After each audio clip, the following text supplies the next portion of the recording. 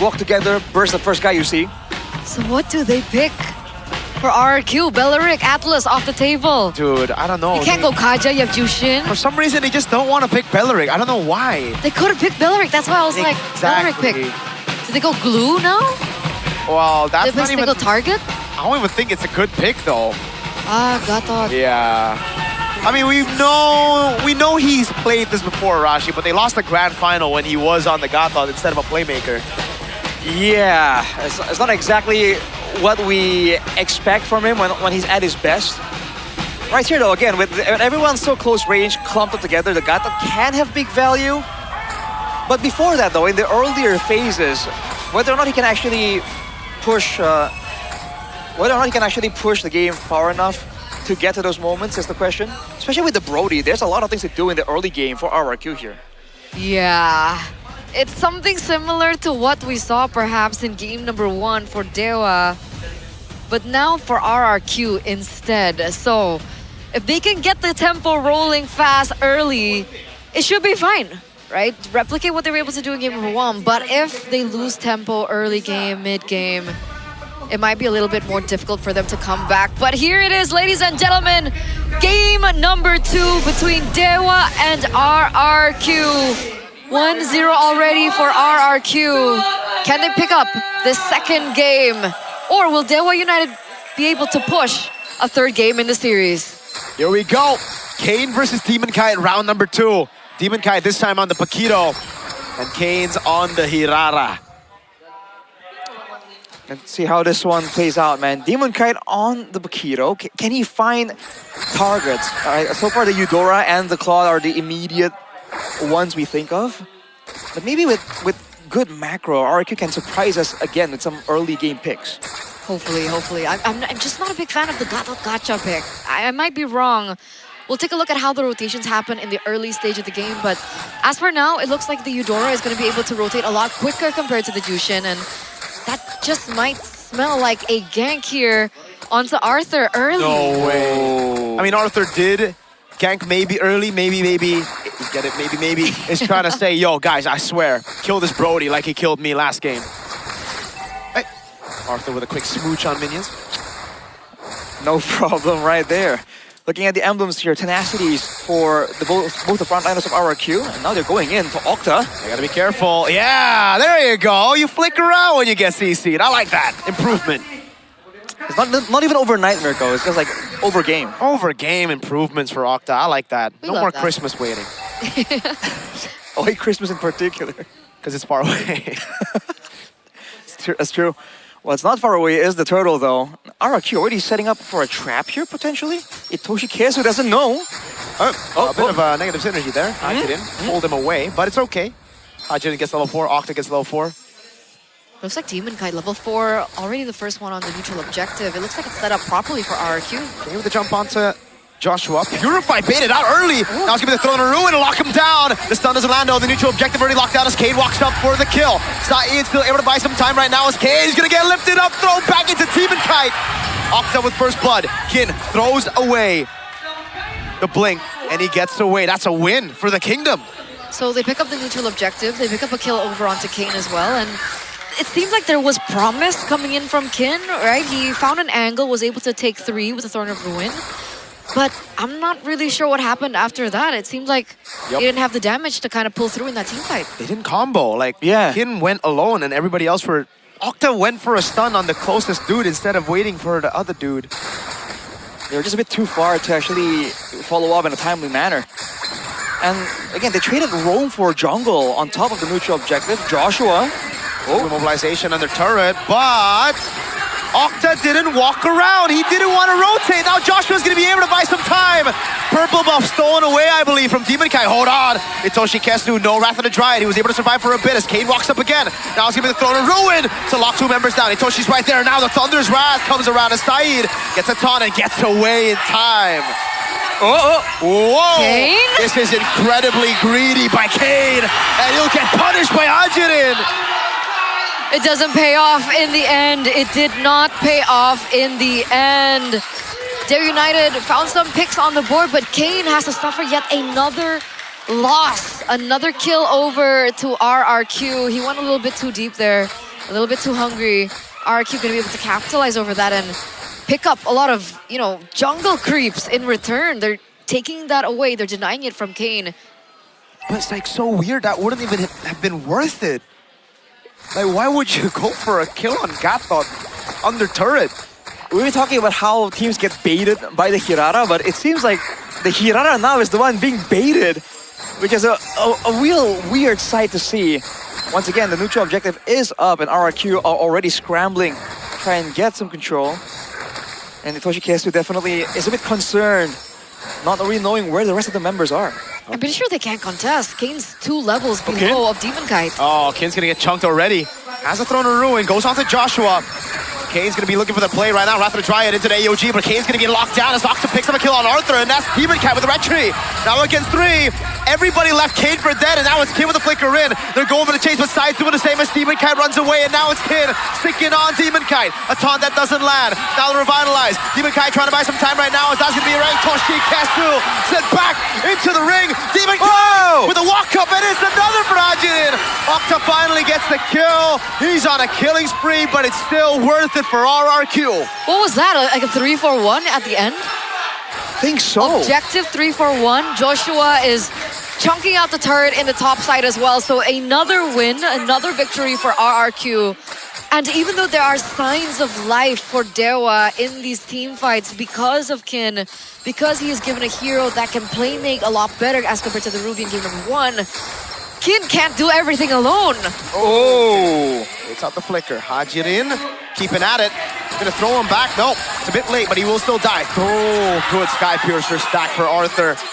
They know there's no flicker on the man. Kin's gonna be looking for the assault right now as Kane is right there. Throwing a ruin in the blink. Coming down right now as maybe pops in. Blazing Duet over on Arthur.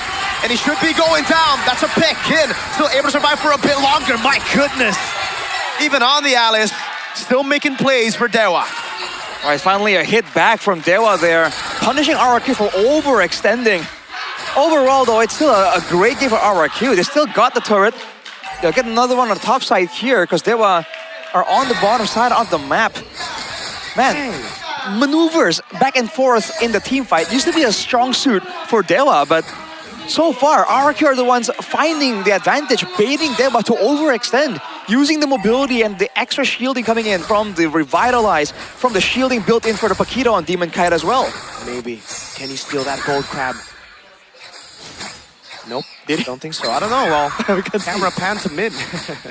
But by the way, does that mean that the Sky Piercer stack was taken away? He died after he picked up the Sky Piercer stack, right? Yeah, it gets cut down. This is still free though, neutral objective, unless Kin somehow steals it. No chance. Kane is 2 level. Oh, wait a second, they still want to go for it. Itoshi Kesu sent into Demon Kite. That's him. Okay, walking away. Still in the bottom lane, and they will play this slow. They need to find an advantage elsewhere. You can see the Hirara trying to farm in the bottom side of the map. Look at the invade coming in from Joshua. Ooh. That's quite interesting. Whoa. Whoa. There's Wrath, insta-poke. Okay. There's OTs coming in now from Dewa. RRQ, though, they don't have the same kind of safety net they had in the previous game. They don't really scale the same way that the Lilia does, right? Like in the late game. So there's a bit of urgency here. With the Brody, taking turrets should still be pretty handy. That's my middle name. That's true. Actually, it is. So they was doing a good job keeping the turrets alive, especially the one in the mid lane, right? All things considered, I think it's great that it's still standing. But RRQ definitely have their eye on it, right? That's why they went for that dive in the previous game as well. They know the value of cutting off the rotations here and opening up avenues of their own. They're doing exactly that over and over. The turret again falls on the top side of the map. The damage of the Brody and the siege potential is they're definitely capitalizing over that. They're looking for yet another push here in the mid, perhaps waiting for the next push. And the minion push as well. Real-time victory rate, 57%. Joshua. Whoa. Taunt. Chain CC onto Itoshi Kesu. Wrath of the Dread in the flicker now as Kane is able to go in, but the Thunder's Wrath doesn't deal enough damage to take anyone out just yet. Kane! Oh, Ryan going to the Blazing Duet! Baby's right there. It's going to be Kane escaping for now. Kane sticking on Hajin and forwarding the Crimson Beacon side. Getting caught by Kane, and it's a big Sky Piercer. No way, Kane sticks on him again! This man's unkillable! This man's Kinsanity! The man we remember from season 17! On his signature pick at that. The Alice, the Arlets, those were heroes that we were really wary of for Kin. We thought these heroes wouldn't be able to be utilized in this current meta, but they fall back to comfort, they fall back to what made them powerful last season. And we finally see it come to light. 2-level diff. It's a 50-50 though. Kin's holding it, Retribution, good zoning by Kin. Throwing a ruin as well as he catches Joshua. But now the AOG comes around. But it's only onto Itoshi Kesu, who's able to get away in time. And Dewa disengage with a Lord. Uh-oh. Good take from Dewa, man. Look at the gold lead, it's gone. I mean, it's almost like they deserve it, right? They've been disrespecting Dewa the whole time. They burned Purifies and they stuck around on the side of Dewa's map, you know? So I think Kin did a great job identifying that opportunity, and now RRQ is definitely paying the price. The advantage is almost non-existent now. And the problem is we're at this point in time where that initial gold lead now down to 1,500. Claude, maybe he's not even at his power spike yet. So oh my God, it can get really, really bad for RRQ come these next few minutes. All right, so the Lord will get cleared here. Dewa not really willing to stick with it. They get a turret on the bottom for their troubles. Are they gonna find more though? Oh, double immobilization onto Joshua. The Sky Piercer's there for Kane too, but not enough. Not for Uranus. It's a good trade though, Demon Kite. Well, not trade necessarily, but good wave control. They'll be able to bait out the Holy Shield down below. All right. This Bloodwings for Hajirin, getting a bit more safety. I think he understands that there is definitely damage available from Dewa if they really ignore it. Oh, Joshua, no Purify. Yo, earlier was all right, but here it would be pretty big. Did Okta ult for that? Yeah, it's on very low cooldown. Oh, good. Just spams it out. Ooh.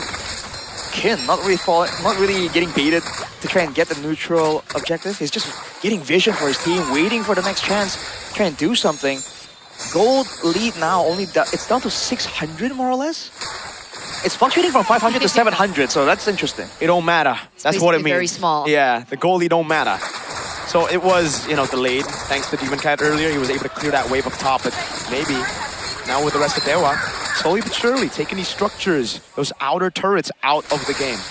We're looking at a mirror play, I think, from RRQ. They're trying to do the exact same thing in the bottom side of the map, but they're not going to be able to stay as long, and they don't get the push into that second tier turret, unfortunately. Yeah, on the bright side for RRQ, there's not a lot of ways for Dewa to really flank around to try and jump behind them, like with an AOG. So if Dewa mispositions, RRQ can punish to some degree. The opposite isn't as easy for Dewa. So they'll be waiting for a neutral objective, I think.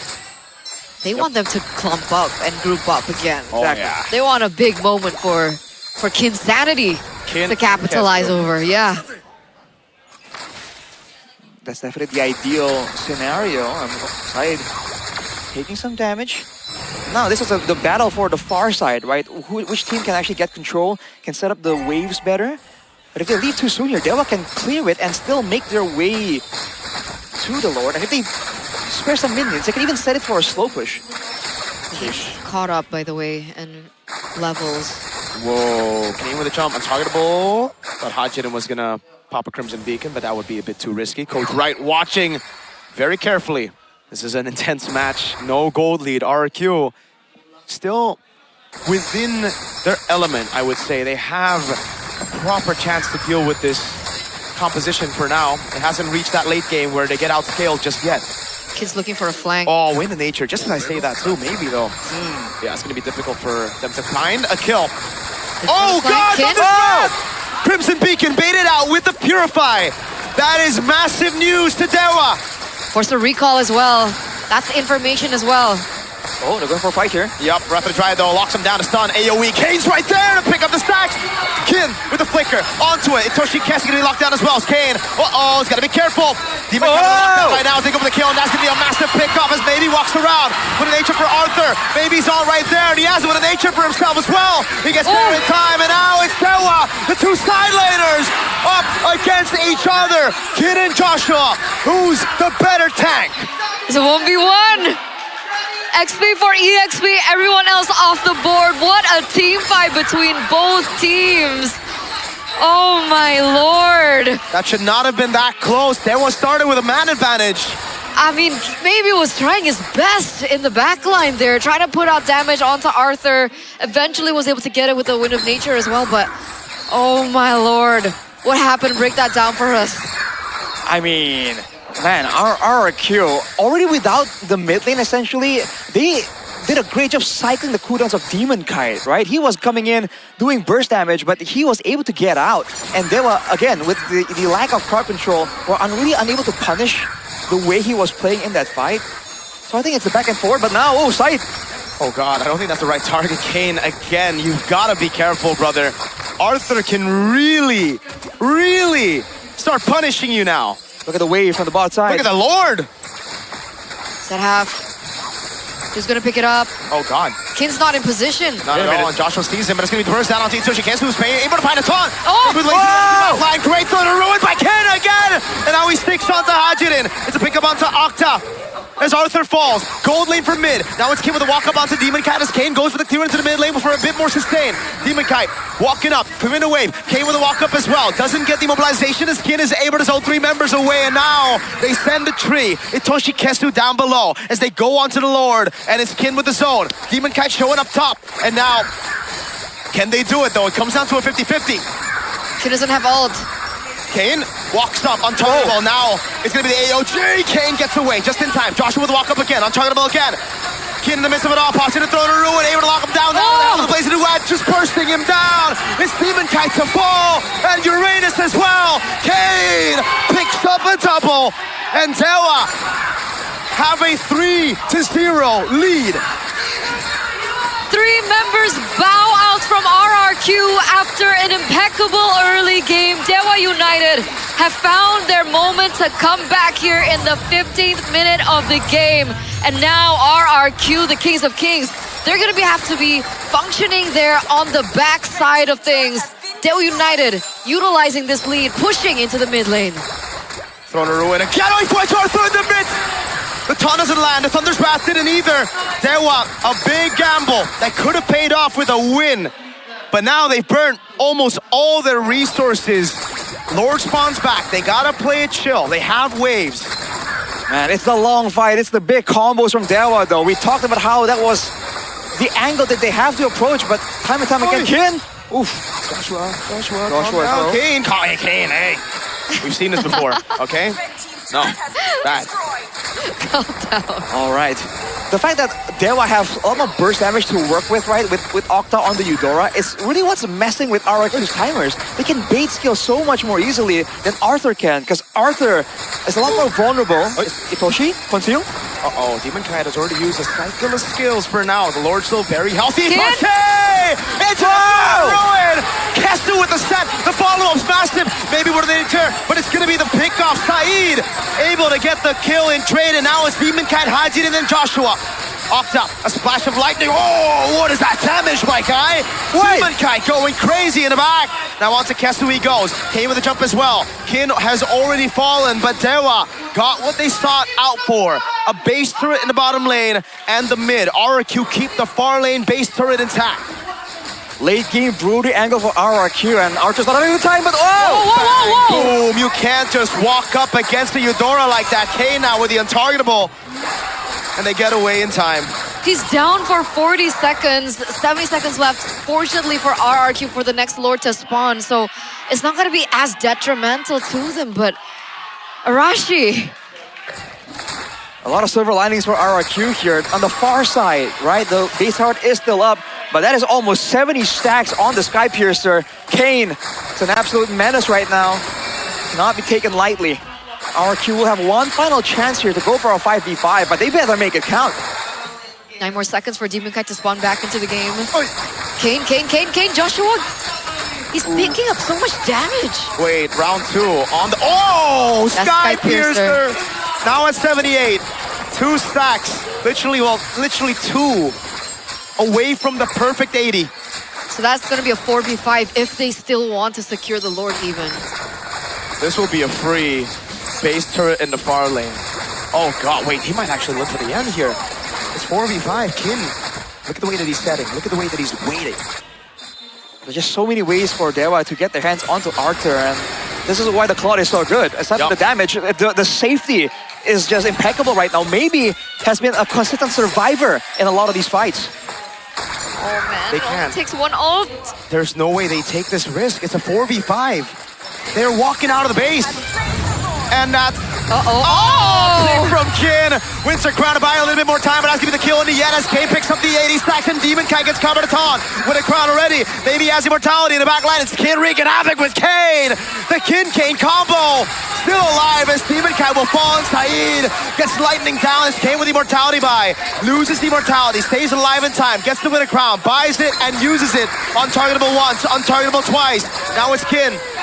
Holding on, they got the Evolve Lord, and I believe they've got the game. Hajidin with the Purify out, Joshua, he can only just sustain. It's gonna kill from the ball lightning and the strike, and we got a game number 3. 2 matches in a row. We're going all the way to the 3rd game, and that's exactly what we want on our 2nd day of MPL ID Season 18.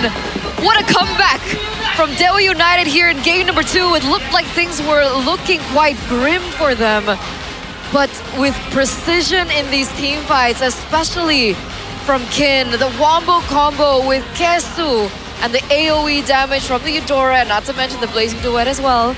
Things went according to plan, and we're gonna see a 3rd game back to a best of 1.